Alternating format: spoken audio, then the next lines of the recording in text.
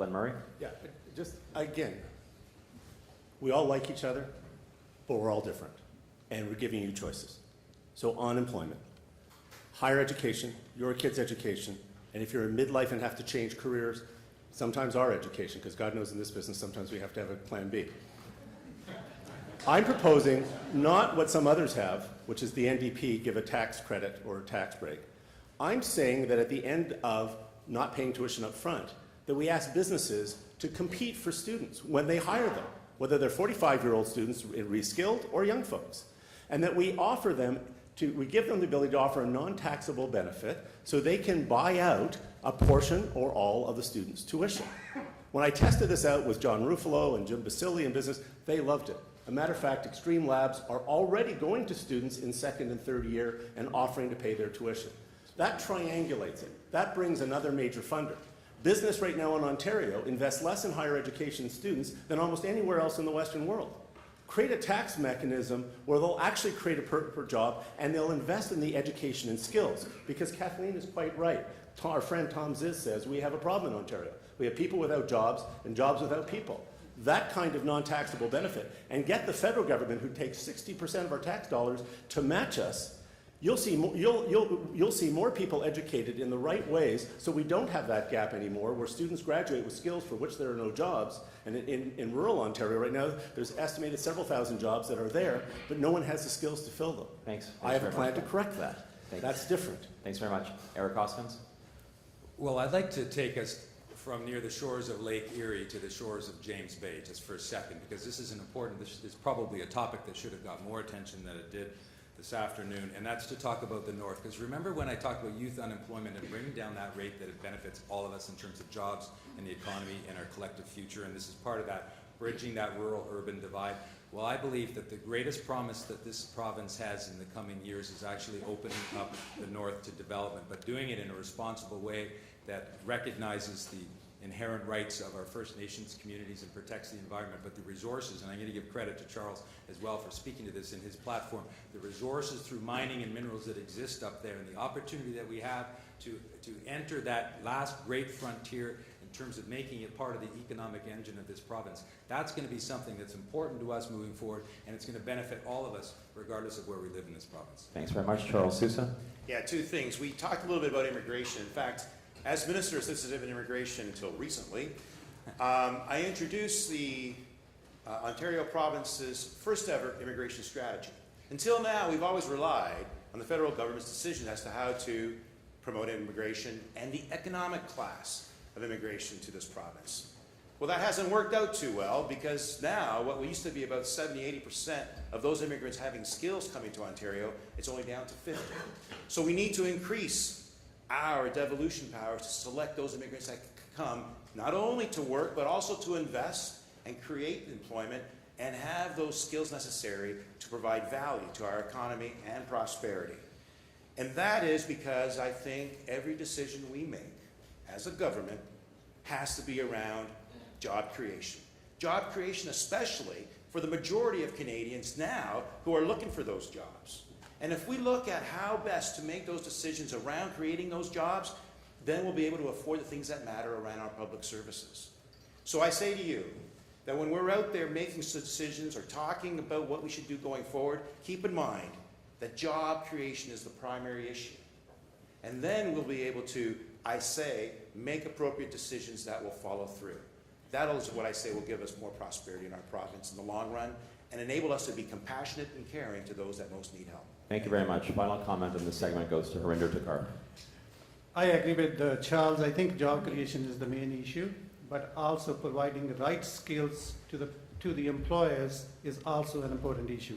That's why I propose that we should give 30% tuition tax credit to all businesses who actually sponsor a student to a recognized university college program. It does two things. It shifts the burden of the cost from the student to the businesses, but the second thing it does is actually it gives them some say to train the employees that they need in the future and the skills they need in the future. So I think those things are important in order for us to have a sustaining the economy that can sustain itself and the employees that can find the right employees. Thanks very much, Mr. Takar. We actually are going to give one final comment to Kathleen. Yes, I just The last few comments that have been made have really shone a light on how important intergovernmental discussions are going to be in all of these, because whether we're talking about immigration or whether we're talking about working with First Nations governments, federal government, we've got to be prepared to do that. We've got to be prepared to be clear about what Ontario's place is in an infrastructure strategy nationally, for example, what Ontario's place is in a transportation strategy nationally. So that aspect of these conversations, we got to remember we're part of a confederation, and we've got to have a premier who's going to be able to work with all of those different levels of government, because we won't be able to open up the North if we don't have a good working relationship with First Nations people in those communities. Well, thank you very much to all the candidates for their thoughtful responses today.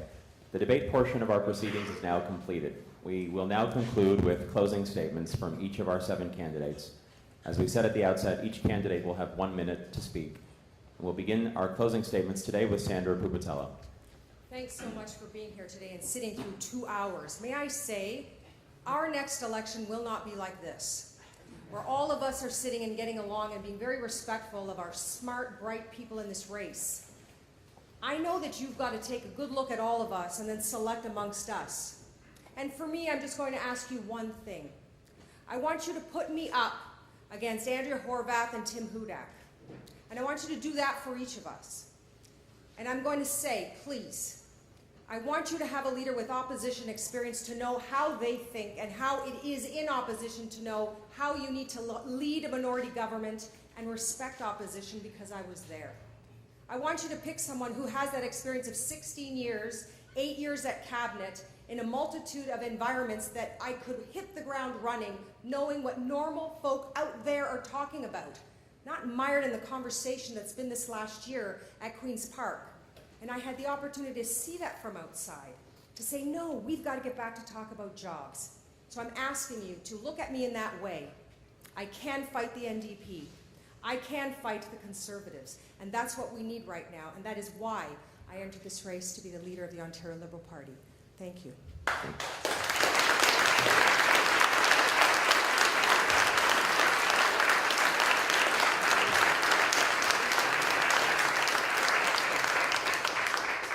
Thank you very much. Glenn Murray. It's a very big world out there. It isn't the old economy of even 3 years ago. Jobs and money move very fast. We have to get the middle class back to the table. We've got to start making sure the party of our people, middle and modest income, hardworking families, get their fair share, especially in rural Ontario, where they've gotten even a smaller share of it. Education is 80% of all jobs, 100% of all good jobs. I have a very specific plan. It is very different than anything else being put before you.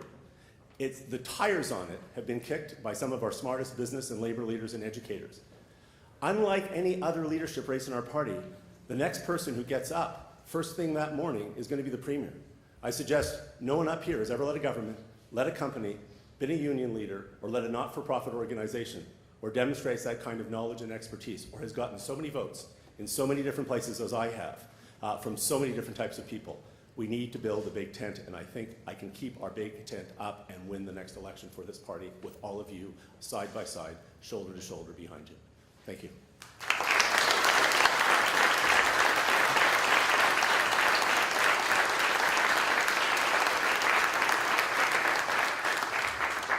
Thank you, Mr. Murray. Now it's Gerard Kennedy. I want to endorse that there's a lot of qualifications of my fellow candidates, but I want this to be about you. I want this to be about you being Liberals, being confident that we can go back to our fellow Ontarians and tell them, we get it. We understand that Mr. McGuinty has stepped down, the Premier has stepped down because he knows you want to see a changed agenda. Not a fundamentally different one, but one that Ontarians can relate to in a fresh way, that they can appreciate what's been done in this province in terms of education. Now, there's an education advantage that didn't exist before. There are healthier people, probably people surviving that didn't before because of the things that were done. There are two things that we have accomplished that are really important. We pushed back the Conservative agenda. We repaired that. We recovered this province from a recession. But those things were a lot and perhaps made us a little bit tired, but I want to tell Ontario, we're not done yet. There's a whole other future that we've been building based on healthcare, based on economic opportunity, based on new ideas like helping people reach their potential, like transforming government services in the way that they really can be, and that the Liberal Party of Ontario can be trusted to take us the next step of the way. Thanks very much. Merci.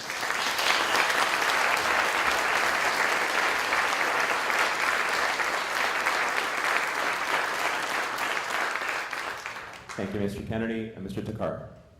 First of all, I really want to thank the people of Ingersoll for hosting us. And more importantly, I want to really thank all my colleagues for the very lively debate. One thing has become very clear to me, that doesn't matter what happens, the future of Ontario Liberal Party is very secure in the hands of all these people.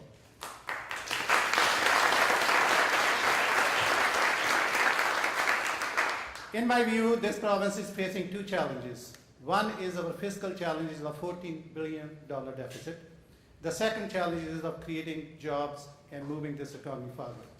And in my life, all my life, those are the two things I have done. Creating jobs, and also more importantly, making sure that I have managed very hard financial situations in business and in private sector, and also in social services area.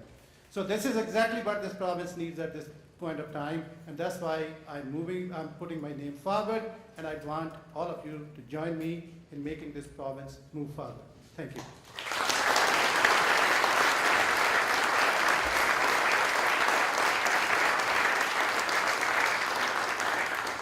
Thank you very much, Mr. Takar. Eric Hoskins. Well, I too want to thank each of you, and I want to thank the people of Ingersoll, including those who are outside greeting us on the way in. And to thank the fellow candidates. We have had, I think, an excellent debate here, and I think it's a testament to our renewal as well that I get to share the stage with such an outstanding group of candidates. Friends, fellow Liberals, I said in my opening comments that that Ontarians want to have confidence in their government. They want to feel hopeful for their future and for their children's future. Ontarians want a leader who they can trust and who understands the challenges that they face, and one who also understands the incredible opportunities that lie ahead for this province. I entered this leadership race because I believe that my experience inside and outside of politics, yes, I'm not a veteran. I've been in politics provincially for 3 years, but I'm not a novice either. And I have experience outside of government as a doctor, as a humanitarian, and CFO of a multi-million-dollar organization together with my wife, Dr. Samantha Nutt.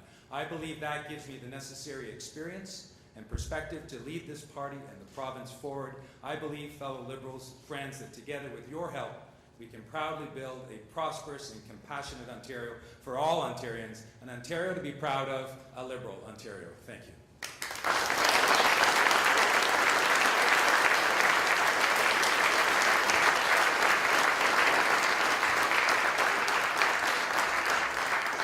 Thank you very much, Mr. Hoskins. Charles Sousa. Well, thank you very much. I've appreciated the opportunity to debate new ideas with my colleagues, an excellent caliber of advocates for our province. And I hope you'll walk away from our conversation thinking about how you're going to create jobs and how we can reach out and grow and renew our party. Because those are the biggest challenges we face right now. Unemployment's too high, and too many communities feel like we're not listening. We need to do better, and that's why I'm running. I've already laid out ways that we can get started right now and create jobs and renew our party. But that's not where this ends. Throughout the campaign, I hope you'll ask questions and get involved in the conversations. Write, email, call, or tweet our campaigns. More importantly, visit my website, www.votesousa.ca. And more importantly, vote. Because without you, there is no renewal. Once again, thank you for your participation. I'm asking for your vote. Thank you.